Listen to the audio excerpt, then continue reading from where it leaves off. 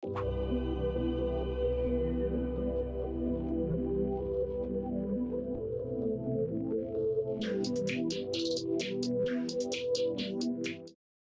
you, everyone, for being here.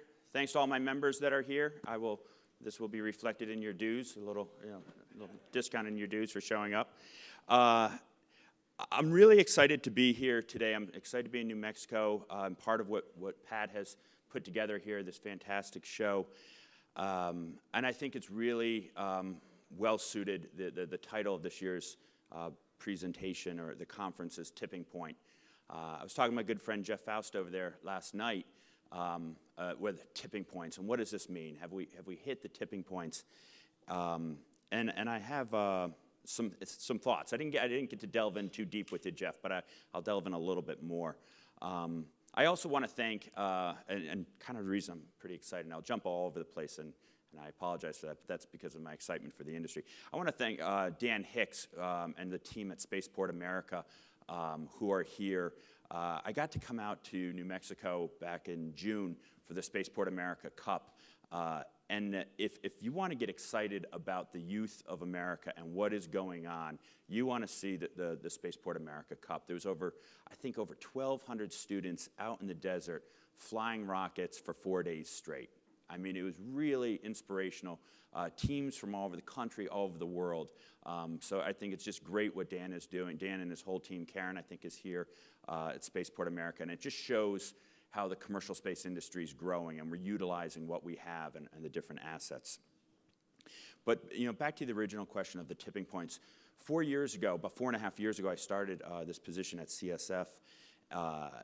And I had to take a broad look because the industry was really in a flux. It was changing. It was divisive at times, and I think we're so up close to it that we really do need to take a step back and look what we've achieved. And Pat rattled off a lot of the accomplishments, but when you see what's been happening just in the field of suborbital space, what Blue Origin has been doing the past 3 years with the launch and reentry, launch and landing. What Virgin Galactic, after their initial setback and how they bounced back, and all the test flights Spaceship Two has done, the success that SpaceX has had, just climbing back, and once again now we're the leader in the commercial launch industry. There's so much to be said. So I think this really is a tipping point, especially as we look forward. What's on the horizon within the next year? 4 human-rated vehicles that will be flying, I think. Knock on wood, give me some wood, but with commercial crew vehicle with Boeing and SpaceX and also with Blue and Virgin Galactic. So it's a really, really exciting time. I want to give you a little bit of perspective of what's going on in Washington. I don't know that I'm an expert by any means, but I do get kind of a front row seat. By default, my office is a block from the White House, so we get to see a lot of the comings and goings on what's going on. And one of the big things I see that I'm excited about is the NASA leadership. We at CSF got behind Administrator Bridenstine very early. We thought he had a great vision for the country. I think at this time he was a great choice by the president, and it was unfortunate to see that it took so long. It was actually disappointing. In fact, he's the only person before Judge Kavanaugh had the hardest confirmation, so now he's got second place in that. But once he did get confirmed, he really has hit the ground running. And I showcase a little bit that they're both smiling. This is the deputy that has been nominated, Jim Morehard, and I think he will be confirmed hopefully imminently now that the Senate's plate is cleared up on all the nominations. But you're probably saying, why are these guys smiling? Because they got a lot on their plate. NASA has a lot of challenges in the near term. As we were out in, many in the room here were at the IAC conference in Bremen last week, and it focused so much on the international partnerships that are going on. And I think NASA and with Administrator Bridenstine's leadership, I think they want to bridge, continue to build that bridge with the international community. And multiple press conferences took place, and there was heads of agencies where they all got together talking about what we need to do in the future, whether it's with ISS or the Gateway, But it's critical. Lunar landers, this is a critical element that NASA is going to play. But they have to balance this with the commitment to reaching out to the commercial sector. And I stole one of your quotes, Jeff, in one of your tweets. But this is a challenge for the administration on how do we do this? How do we do it internally? Do we buy as service? Do we develop these things? I'm in the notion that, buying as a service is a good thing. I think we're seeing, as Mark highlighted earlier, the fruits of the efforts that the commercial crew has made, or commercial cargo has made with the International Space Station and the great success there. So NASA has their challenges, but you can look at it as challenges or you can look at it as opportunities. And I think with the strong commercial partnership that you have, there's going to be a lot of opportunities for a lot of companies. I see it just from the lunar, the landers and the rovers and things. We made a joke at IAC how many you could trip over the amount of lunar rovers that were all over. But you have companies like Moon Express and iSpace and Astrobotics, looking at that aspect. You have the Blue Moon project, which is very exciting. Even Lockheed Martin proposed a project. So I think there's a lot that is going to be happening with NASA, and there's a couple other programs that NASA have that I want to focus on a little bit. Nothing new here, but it's very significant, and I want to touch on what has transpired in 1 year since we've been here. But the National Space Council, it's been reestablished, 1 year ago in September 17. It's chaired by Vice President Pence. Historically, vice presidents never got the marquee jobs, maybe with the exception of Cheney, as the new movie will say. But I think you couldn't get a better job than what Pence has as heading up the National Space Council. And his level of commitment on the Space Council and to the space industry, I was going to selfishly say to commercial, but he's really reached across all aisles and is completely dedicated on this. And it's really exciting. And in addition to forming the Space Council, they did form the User Advisor Group, which I will touch base on a little bit.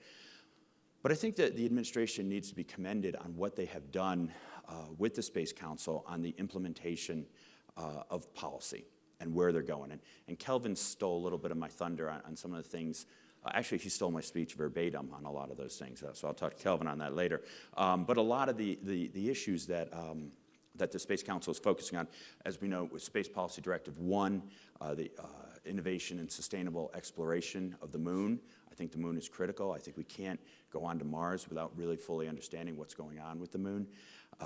With Space Policy Directive 2, the streamlining regulatory reform, I'll get into that a little bit. I'll talk about how that sausage making process has evolved. It was ugly, as you can imagine. The reorganization of some of these agencies and some of the different cabinet levels stepping up, I think this is critically important as you see the role of transportation being elevated and certainly of the Department of Transportation. And issues that have been dormant for a while that we failed, really neglected to address in the areas of remote sensing. It's been left by the wayside. The same policy has been around since 1992. So I think we really need to take a close examination of that policy as we really want to move forward in the technological development. And then lastly, Space Policy Directive 3, which deals with a lot of the space situation awareness, space traffic management. So we talked about the moon a little bit, very excited about what a lot of these commercial companies are doing. And again, it's pushing the president's long-term vision for the nation on lunar exploration, again, building that base. And also, I want to highlight, just in the last, I think, 3 weeks, I was kind of compiling all these announcements, but there's been over $150 million of announced investments in lunar exploration by small companies in about the last 3 months or so. I think that's pretty impressive when you see that. That's on top of the $3.2 billion that it was already invested last year alone in the commercial marketplace. I'm waiting for our friend Chris Christensen's report to come out, but I only foresee that number in commercial investment in space growing in 2018. As I said before, the Regulatory Reform Directive mandates major revisions from the Department of Transportation. Kelvin did a nice job touching on this. The rules and regulations were so outdated. They really needed an update. One of the things I was very happy about what CSF has been doing is I think we had enough foresight to form before the National Space Council came about through the efforts of couple members on the panel, the upcoming panel, Audrey Powers and Karen Chenoweth, we established a regulatory reform working group. And we kind of looked at all these areas that needed change. How are we going to take these burdensome regulations that are really chains to the industry and keeping us grounded, and how do we streamline them? How do we reflect on what is happening in today's commercial space economy? And so we had a lot of this insight and applications and ideas for this change.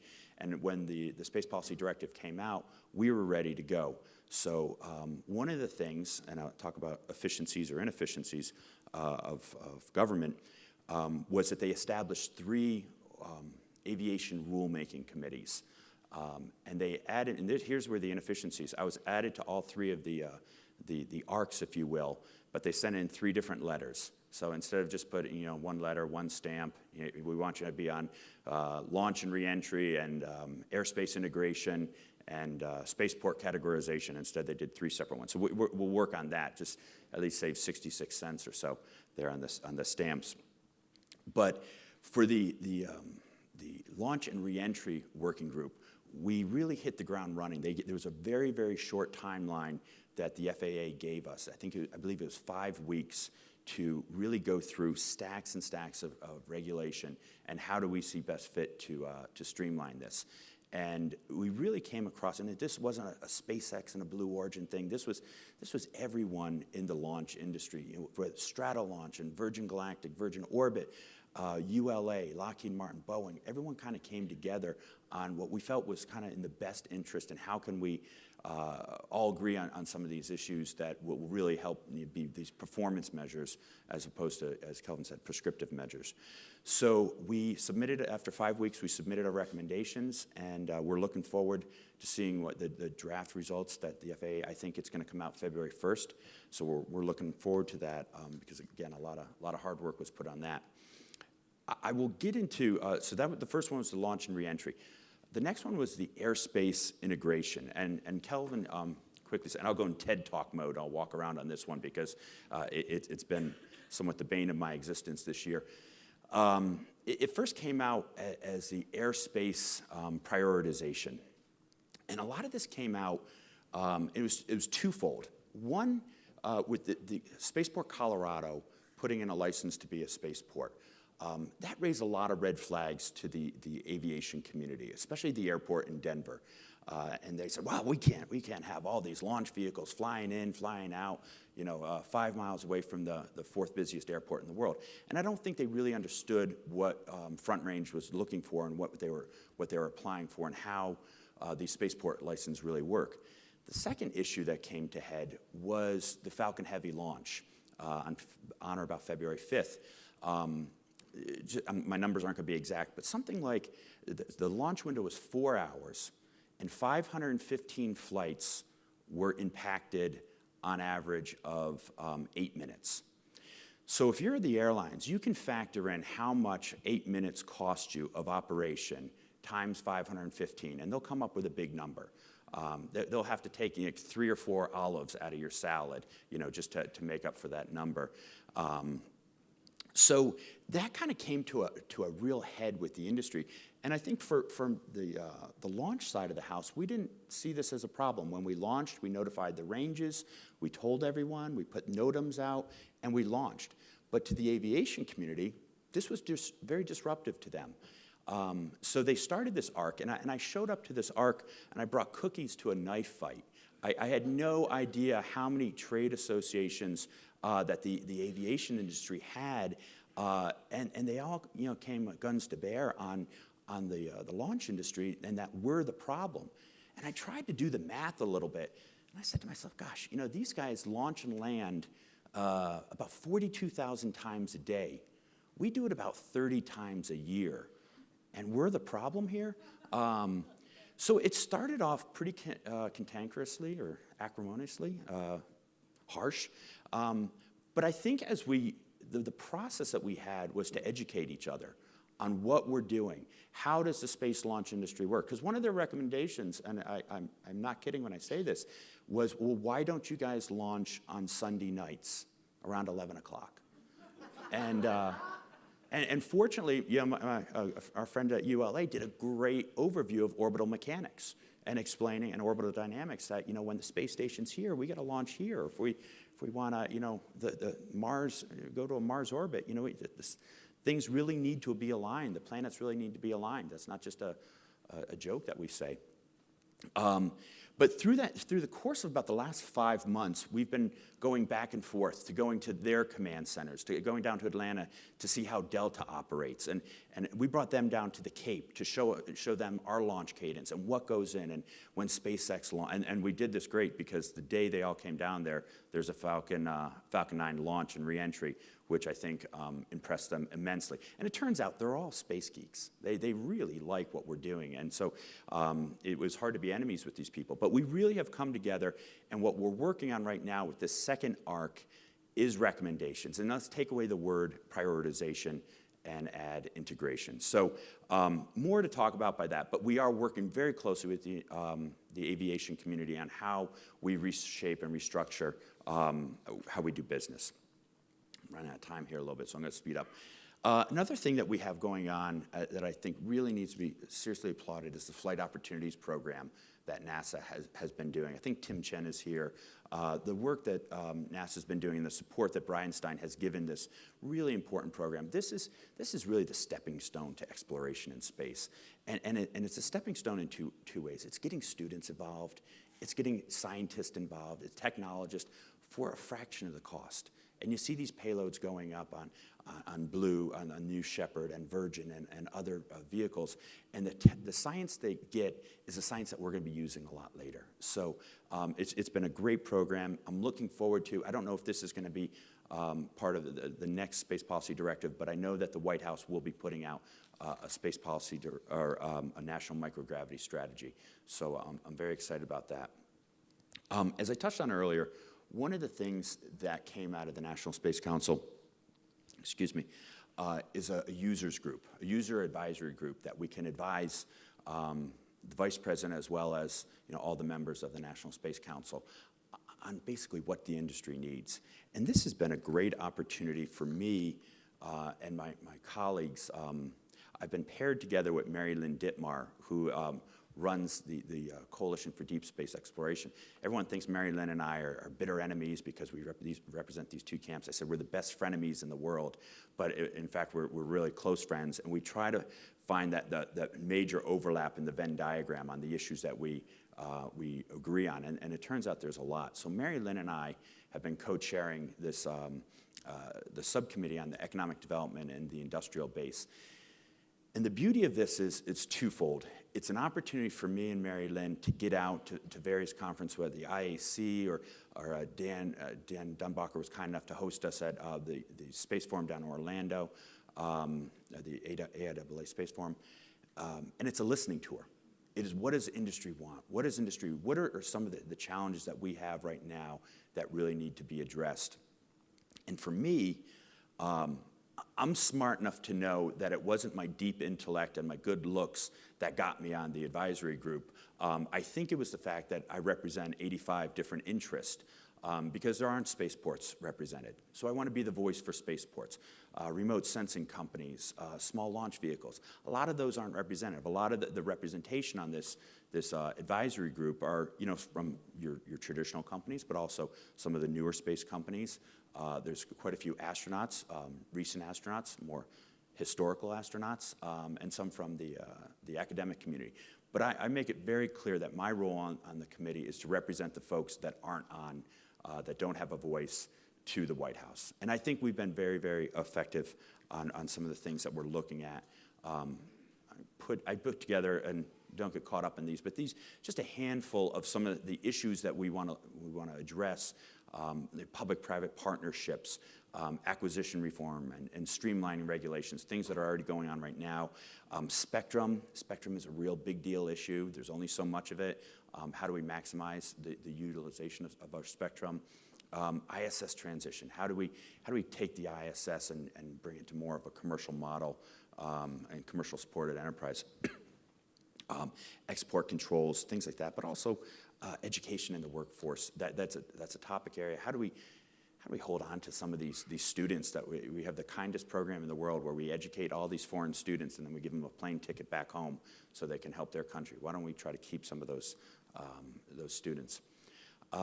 So other developments, I touched on the airspace access. There's a spaceport categorization arc as well that we're working closely with, and what's going on with the different spaceports. As we said, there's 11 licensed spaceports, and I think there's going to be more. And each of those spaceports have a role.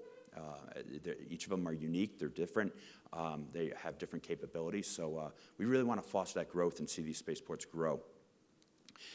Working with COMSTAC, COMSTAC got reshuffled, the Commercial Space Transportation Advisory Council. I think they're going to have a greater voice. They've been reshuffled with different advocates on that committee. I think there's 20 people on COMSTAC. I know they have something, their next meeting coming up. And also working on industry consensus standards. That's a tough nut to crack there, trying to develop standards for such a diverse industry. But we've had great participation from our companies, from the government, folks at NASA, and other industries, and academia. And so anyone that wants to participate on that, please see me, because the more the merrier. Real quickly, I just want to touch on the elections, because I think things are going to change in Washington in the next 30 days. I compiled a little bit of a poll of polls, and that's where I came up with these numbers. This isn't, Eric's, crystal ball, but there's a very good chance that the Democrats will probably take the House. I think there's a 75% chance. There's about a 30% chance that the Democrats will take the Senate. I think the Republicans will hold the Senate. I did my best effort of the blue and the red on where the contested races are going to be. But as you see, the Senate Democrats have more seats that they have to defend. So I think that's going to be a challenge. Oh, there's Wayne. Oh, geez. Oh, my time. All right. I wrote down avoid the Wayne hook. So we all know what's going to happen. Voter turnout. Everyone says voter turnout. Everyone thinks they've got the turnout. But the big deal for us is it's going to be these leadership changes. Just think whether it's Florida and Texas with Senator Nelson and Senator Cruz, the chairman and ranking member on the Space Committee and the Senate. If they both lose, what does that mean for us? Because they both have been tremendous advocates. Okay, STEM, great thing. Educate children, get them reading early. I go on and on about that. Continued economic growth. I said the industry's only going to get larger. There's only going to be more investment. National security. I didn't mention Space Force, and that's probably wise not to do that. But and the most exciting thing is things that we got looking forward to is regulatory reform and human spaceflight. Human spaceflight is knocking our door. That we'll be launching U.S. astronauts from U.S. soil. That's all. Thanks, three minutes over. Thank 3.5 you. minutes over. I apologize. So we got questions. We have questions. Okay. No hard ones, please. You can give him applause if that's what you'd like to do. I don't know if I deserve it. Very important role that CSF has. Question that many people are asking: does CSF have a strategy for working with the financial sector to help build understanding of space among venture capitalists or investors? Yeah, we work with a few, or maybe more than a few, venture capital groups. One of the ones we started working with on more of an investment basis was the Space Angels Network, and from there it's branched out to like Seraphim Capital and others, and also what we're seeing the Silicon Valley investment community, what's going on, that kind of West Coast money, but also I think it was Goldman Sachs put out a study not too long ago that space could be a $1 trillion business. And when New York sees $1 trillion things, then they start getting a lot more interested. $3.2 billion last year alone was nothing to sneeze at. I think it's going to be more. So yeah, we're working more and more with the VC community. Excellent, excellent. We need more venture capitalists in space. Can I hear amen from over Amen. Let's see. And here's kind of the other side of that question. It's very popular these days to talk about public-private partnerships. We hear a lot about public-private partnerships, and I think some of my old colleagues in government don't understand how they work. But the question here is public-private partnership just another way to say billionaires and billion-dollar corporations bring money? No. So emphatic about that, I lost my mic. No, it's not. I think you're seeing a lot of different public-private partnerships from different sectors. You see young entrepreneurs that are getting investments. We have a company that got their initial investment from Mark Cuban of Shark Tank fame. And he didn't even have to go on Shark Tank to get the money, but he got, I think $15 million, which led to another $10 million of investment money, which now they just recently had a Series A round of funding for $100 million. So it's not just, the random billionaires, but we don't turn away billionaires either. They shouldn't be discriminated against. You hear that out there? Anybody that's got a few spare billion? Okay, some subject close to my heart. You were talking about standards, but the question here is part of the CSF's mission is to pursue ever higher levels of safety throughout the industry. How is CSF doing this? It started off as kind of self-regulating standards, and each company has their own safety offices, and Blue Origin, safety is paramount to Blue Origin as they're getting ready to fly passengers within the next year. So we're looking at the models that Blue is doing, and SpaceX has done, and all the various companies, Virgin, and we're coupling that together with these industry consensus standards. And there's also organizations, I'm starting to work with them a little bit, the IAAS, who's an international organization that's highly committed to safety. Their way of going to standards is different the way we see it, but they're very passionate about safety, so we're working with them and the COMSTAC on that issue. Good. Tommaso is running that organization. Very eager. And I must say, my personal experience, I tried about 4 years ago. I spent a couple of years when Mike L.A. Was in the job trying to establish a couple of standards with CSF, and it's a very interesting organization to get consensus in. I'll just say that. It's gotten better. It's gotten a lot better. But it's hard to get consensus standards on. Look at no two launch vehicles look alike. And so to try to balance that, it's challenging. So we're trying to get the low-hanging fruit first, and then deal with the more complex later. Okay. What are the biggest challenges in enhancing public-private partnerships to create commercial space economies in low Earth orbit and on or around the moon? Knowing that space is open for business, working with NASA, understanding the partnerships that NASA has, and I think NASA has really opened their doors in a lot of ways. I echoed flight opportunities a little bit earlier. I think that's just a great program for companies, small companies, students. What you can do for $6,000 and launch a payload and get results in real time from that payload, I think that's a great way. That's the opening door for public-private partnerships. Good. Well, I have one more question here, and it's a hot potato, so I'm just going to throw it out. So I'll say thank you now. And let you deal with it because you've been around the block a few times. The NASA Office of Inspector General came out with a report on the SLS in the last 24 hours, I think. Do you think CSF is going to take a position on that report? I got 2 minutes for this question. It's kind of yes or no, but we'll let you go with it. Probably no. The report may speak for itself. I haven't read the report. I made a conscious decision when I took this job 4 years ago. There was a lot of infighting about what SLS is and how much it costs and what it's doing and you know what? I didn't want to have that fight. SLS is a program of record, and it's gonna sink or swim. It's gonna fly or not on its own merits. That's something Congress has to do. I've got 75 organizations that are doing fantastic things that I want to talk about, and we are. You're seeing it right now with Crew and with the launch industry and launching human, with the suborbital launch. So we'll see. I'll read the report if it's worth commenting on. I know the IG does great work. So, but it's one of those hot potatoes that I'll let Keith Conling take a stab at that one. Did you hear me, Keith? Okay. Well, thank you very much. I think we've run to the end of the questions and the end of the time. And thank you for your presentation and your great work with the commercial space. I appreciate it. I appreciate all the support you've given all the years and your hard work and service. So thank you very much.